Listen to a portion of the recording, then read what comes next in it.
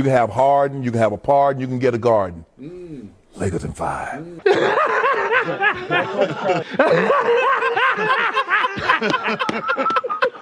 Four seed, mustard seed, poppy seed. Lakers in 5.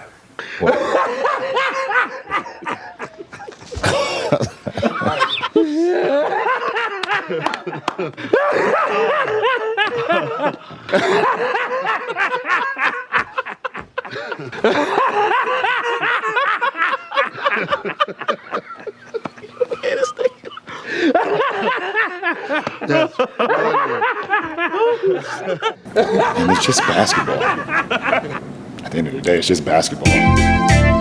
Like and subscribe on the way in the door, my people.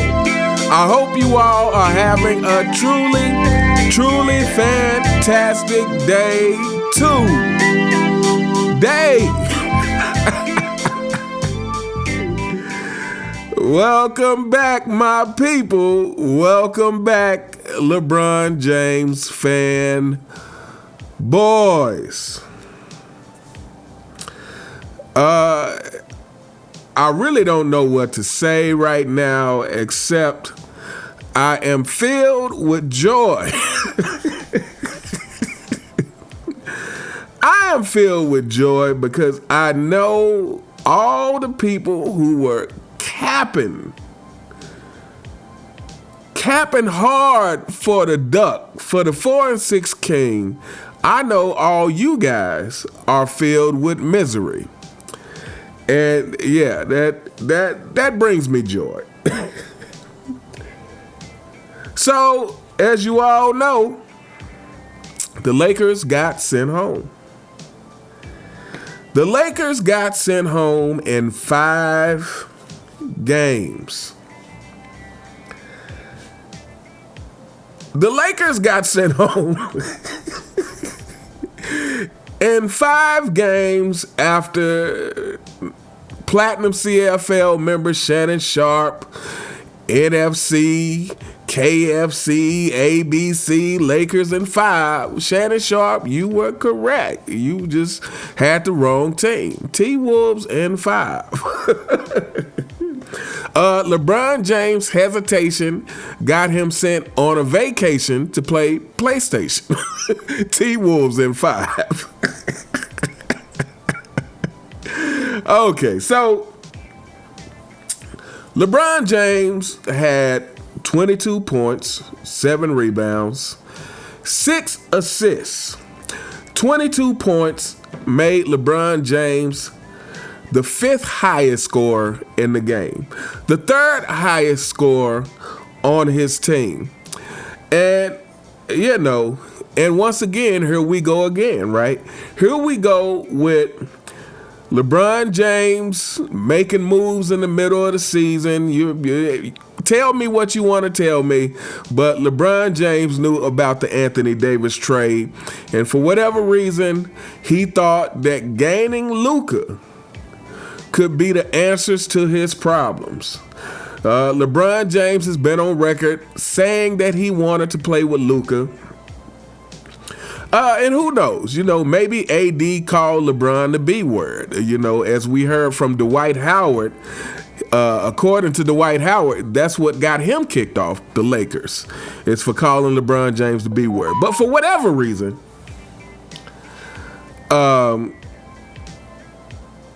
they traded for someone who can't play defense. They traded their best defender for someone who can't play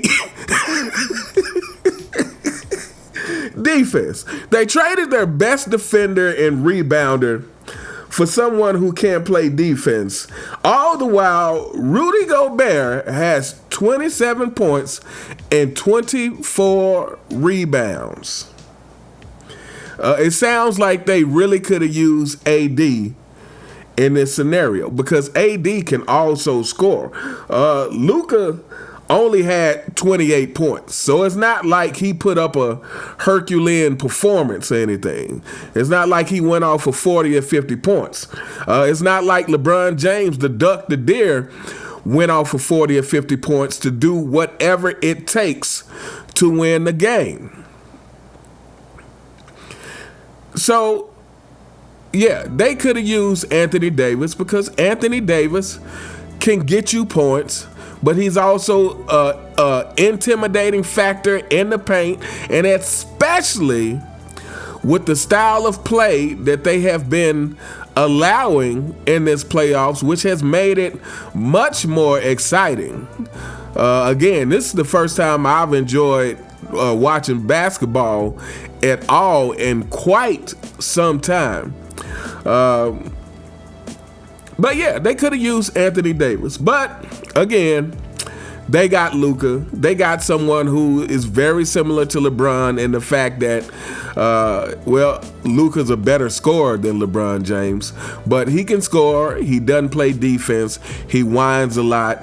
And so now you have two players on that team who I would argue, because they're both superstars, that's the example that they are both now setting for the Lakers. So now you got double the lack of defense. You got double the whining. And yeah. So, yeah, I really don't know what to say about LeBron James except the fact that, again, it really goes back to the killer mentality with this guy, right? I just don't see I don't see that spark in LeBron James. I don't see something igniting in him that's just like, hey, I have to win this game no matter what. I don't see that spark that makes him directly challenge another player. I don't see that spark that makes him be directly confrontational with another player. And again, I'm going to say this again for you LeBron James fanboys. Before I say it, I hope your day is going terrible. But I'm going to say this again. I don't think your king has ever been in a physical altercation. Like I said, to me, everything about how he goes about basketball tells me he's never been in a physical confrontation. You know, again, the Lakers were getting roughed up on the court. I feel like a lot of this is what it comes down to, is the Lakers were getting roughed up on the court and they couldn't bounce back. And here's something, you know, for the people who like to underestimate the effect that physicality has on players. I've talked about this in many videos, and I've talked about this is the reason why you can't compare this era to previous eras. This is why 30 points in this era is not the same as 30 points previous. This is why whoever you may consider clutch in this era can't compare to the clutch players of the past, because the physicality, that's what really tests you. That's what really wears you down over the game. And I've been watching keeping up with quite a few of these games, if nothing more than just checking out the highlights of the few games. And a lot of these teams, by the end of the games, they're missing shots left and right. Why is that? That's because that physicality wears on you through the duration of the game.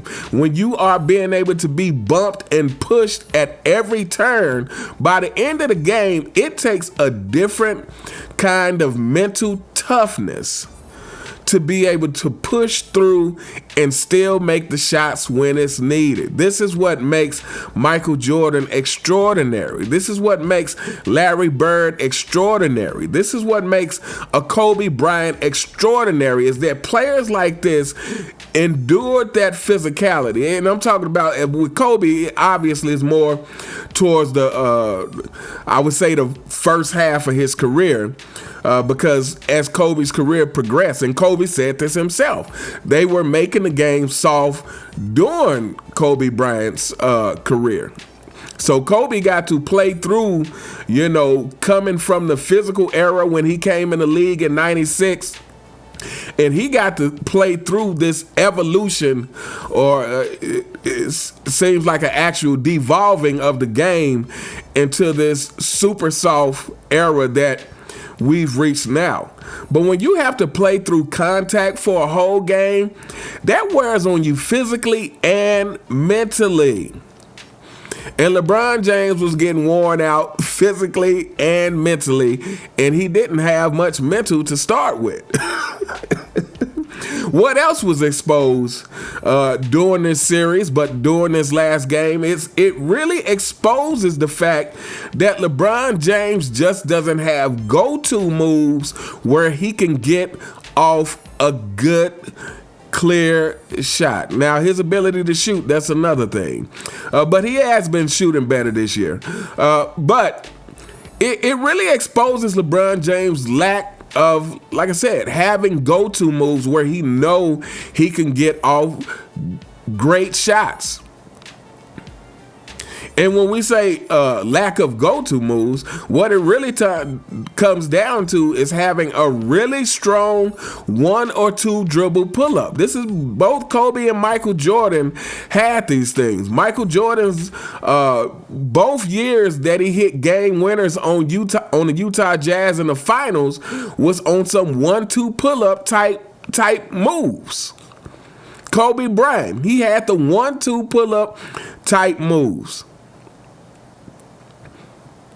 Efficient, effective, and easy to catch your defender off guard with that. And LeBron James is lacking in having not only just a great move like that, but just a variety of different moves. You know, again, and this is why I think, well, it's why he was the 5th leading scorer in the game.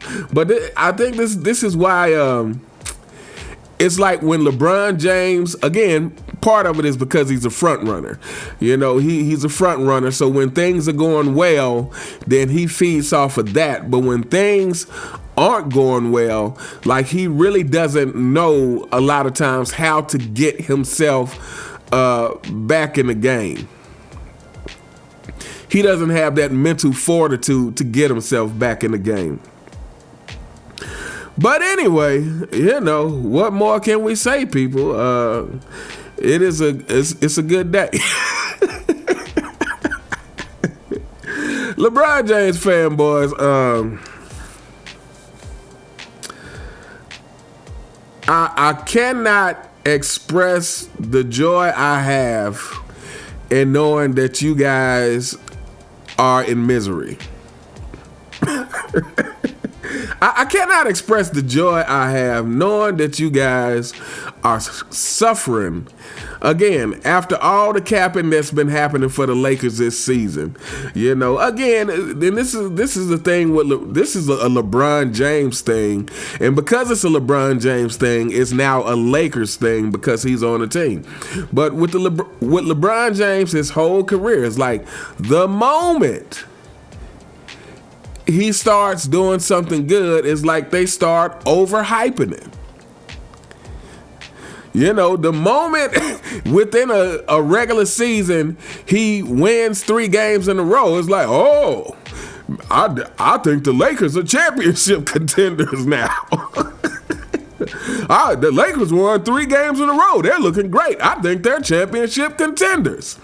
And then the moment that reality sets in, and people have to realize you got the most inconsistent superstar on your team that's incapable of sustaining greatness, then it's, Luka